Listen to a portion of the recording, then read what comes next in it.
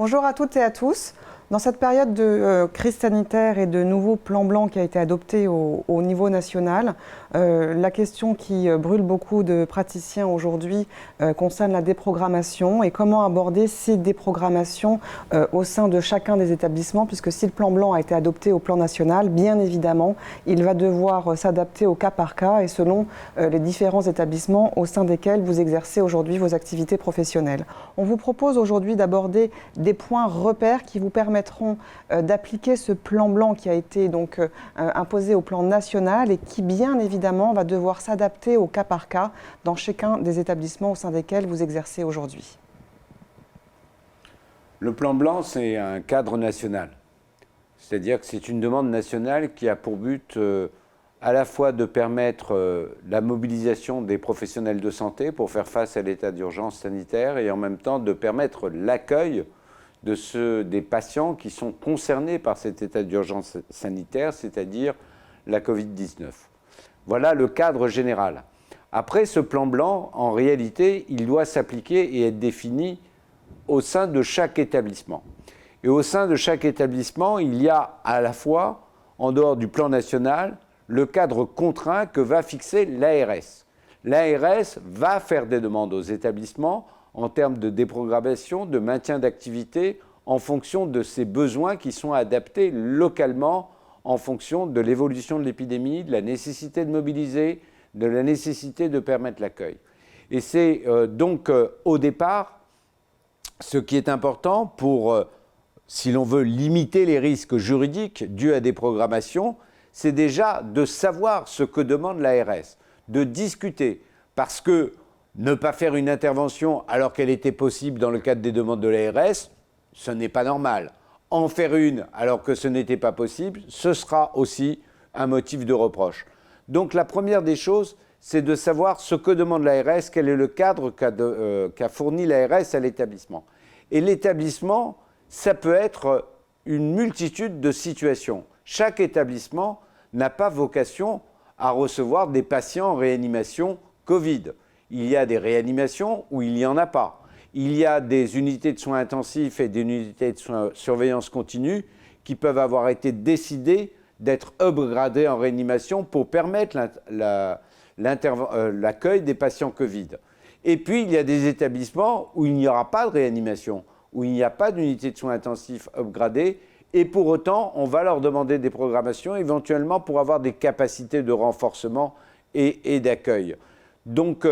la première question qui doit être transparente, c'est que demande l'ARS à l'établissement pour qu'elle définisse son plan blanc? Quelles sont les limites et les contraintes que pose l'ARS? Et de ce point de vue, on ne peut pas se contenter simplement de ce que nous dit l'ARS, ce qui dit qu'il doit y avoir une parfaite transparence de ce point de vue vis-à-vis des opérateurs, vis-à-vis de ceux qui sont au bloc, de leur dire voilà ce qu'on nous demande, voilà à quoi nous sommes contraints. En pourcentage de déprogrammation, en évolution éventuelle de cette déprogrammation en fonction de l'évolution de l'épidémie. Et le tout, c'est de partir effectivement d'une situation transparente par rapport aux demandes. Une fois qu'on a les demandes de l'ARS, qu'on a connaissance de ces écrits et pas simplement des propos rapportés, il appartient à l'établissement et à la conférence médicale d'établissement de gérer ce plan blanc, de le définir et donc de définir ce qu'on appelle des déprogrammations intelligentes. Et des programmations intelligentes, c'est à la fois tenir compte éventuellement qu'on va avoir besoin de peut-être transformer dans tel établissement les salles de surveillance post-interventionnelle en unités de réanimation, c'est possible, parfois même des blocs opératoires en salle de réanimation, et on voit bien que selon les besoins nécessités et demandés par l'ARS, ça peut aboutir à des programmations et donc à des baisses d'activité du fait même qu'on ne pourra plus avoir accès au même nombre de blocs opératoires, au même nombre de SSPI et de places et aux mêmes places en réanimation. Dans ce cadre-là, nous savons, et il appartient à la communauté médicale, de décider également qu'est-ce qu'on fait comme déprogrammation intelligente. Qu'est-ce que nous permet de faire dans ce cadre général encore comme activité? Nous savons que les interventions en urgence doivent être réalisées parce qu'elles sont des interventions en urgence. Il n'est pas question de dire à une femme enceinte qu'elle va accoucher plus tard en raison du plan blanc, c'est une évidence. Il y a en même temps des soins qui sont prévus comme étant des soins devant être maintenus en cancérologie, en pédiatrie, qui doivent être maintenus dans les établissements parce que par nature, ce sont des soins dans lesquels on ne peut pas déprogrammer et par lesquels il peut y arriver. Et puis, il y a un autre critère qui est un critère important, c'est celui de la perte de chance. Et la perte de chance, ce n'est pas une notion juridique, c'est une notion médicale qui doit être appréciée par d'abord l'opérateur, celui qui est le mieux placé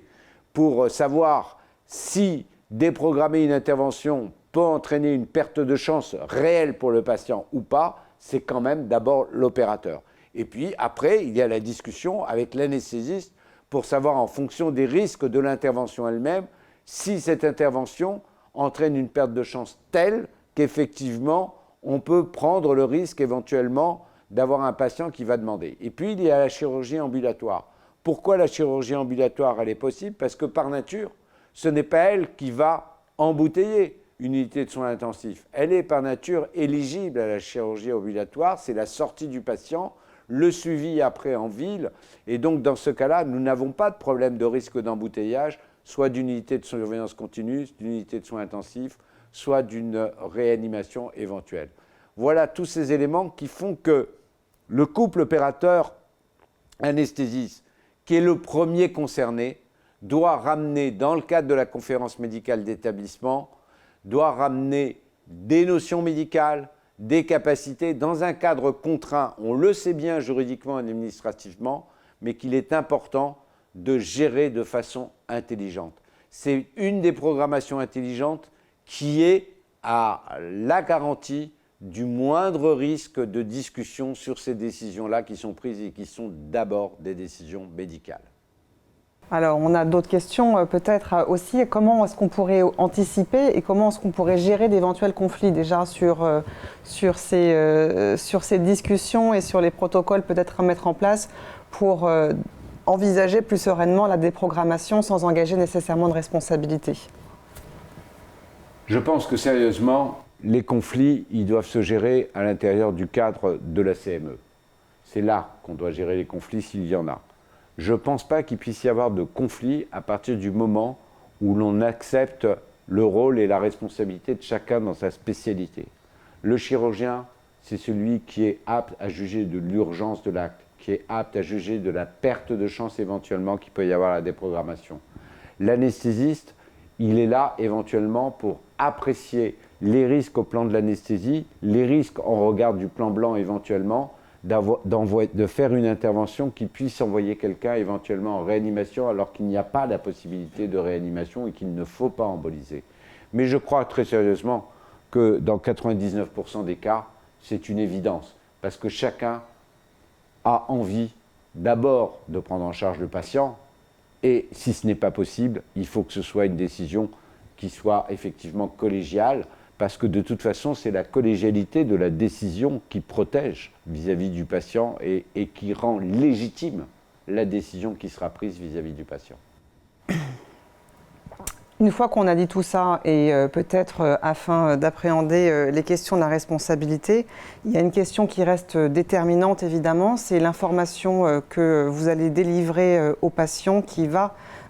entre guillemets, subir véritablement ces déprogrammations et c'est la traçabilité de ces éléments. L'information, elle est capitale puisque ces patients, pour certains, ont déjà fait l'objet d'un report de leur chirurgie lors de la première vague de l'épidémie.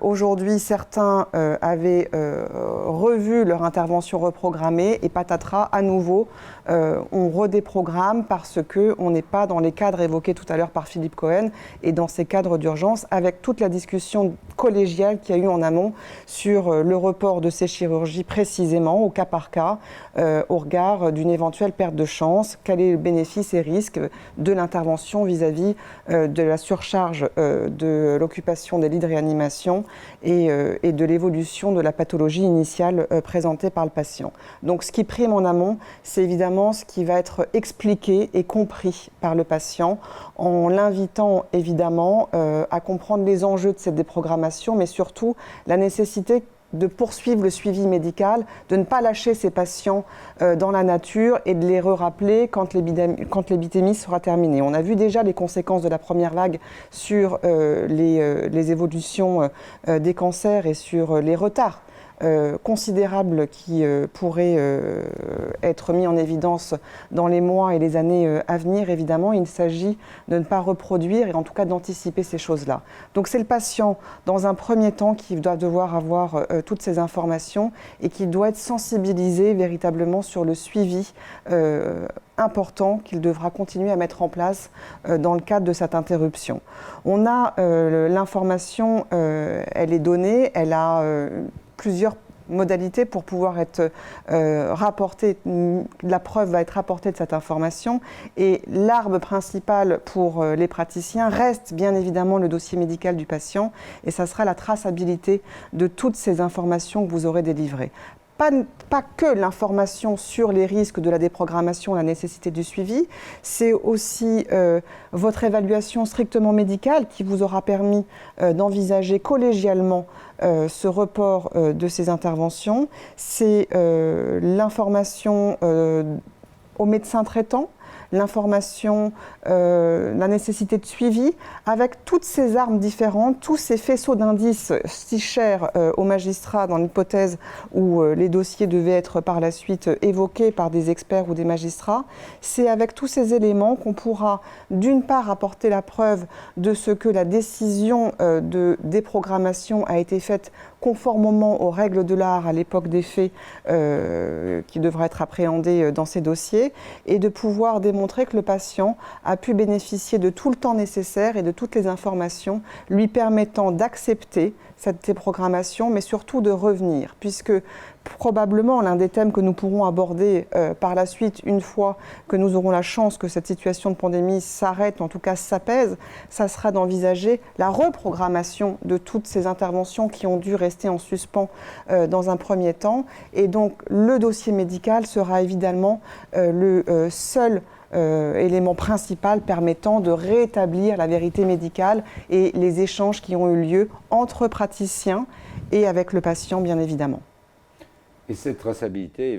évidemment, c'est un courrier aussi au médecin traitant, avec les préconisations éventuellement, d'ici la reprogrammation, de ce qu'il faut avoir comme suivi, comme élément, selon les conséquences, et de replacer le médecin traitant du patient concerné en lui envoyant un courrier avec toutes les informations qui ont été données au patient et éventuellement les préconisations de suivi de ce patient. Qui pourront à un moment ou un autre d'ailleurs faire en sorte que ces interventions différées redeviennent urgentes malgré voilà, le contexte actuel. Absolument, parce que le médecin traitant peut à un moment donné revenir en disant là il y a urgence maintenant pour ce patient et revenir et réévaluer vis-à-vis du patient. D'une manière générale, ce que je voulais rajouter, c'est que nous savons que dans beaucoup d'endroits, les choses se passent bien entre l'hôpital et les cliniques. Mais nous savons aussi qu'il y a d'autres endroits où les choses ne se passent pas forcément bien. C'est-à-dire où il y a, je dirais, un univers concurrentiel qui devient un peu impitoyable et un peu impitoyable au détriment parfois des patients. En partant du principe, parce qu'on l'entend, on le voit, et je ne veux pas citer, mais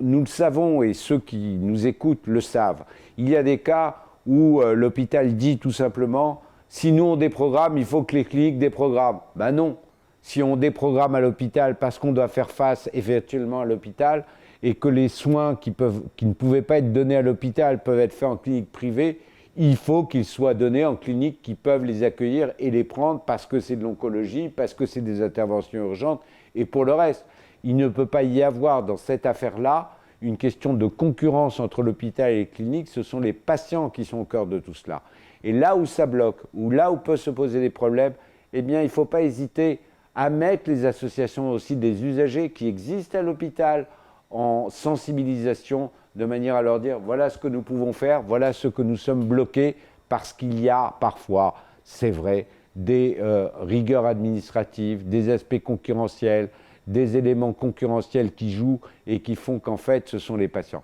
Ce qu'on a en cœur ici, c'est pas de savoir si on va maintenir de l'activité à l'hôpital ou permettre de l'activité en clinique, c'est de savoir si dans son contexte où l'urgence sanitaire prime, eh ben, les patients qui peuvent être opérés, que ce soit à l'hôpital ou à la clinique, soient effectivement opérés dans leur intérêt et pas autre chose. Parce que dans cette affaire-là, c'est bien les soins de tous les patients qui doivent être pris en compte. Voilà pourquoi on parle de déprogrammation intelligente, pourquoi il faut à chaque fois que les médecins se réapproprient la décision médicale dans le carcan et dans les contraintes administratives, dans les nécessités de mobilisation, mais qu'on sache en tout cas toujours que c'est le patient qui doit être la préoccupation première de tous les médecins, qu'ils soient publics ou privés.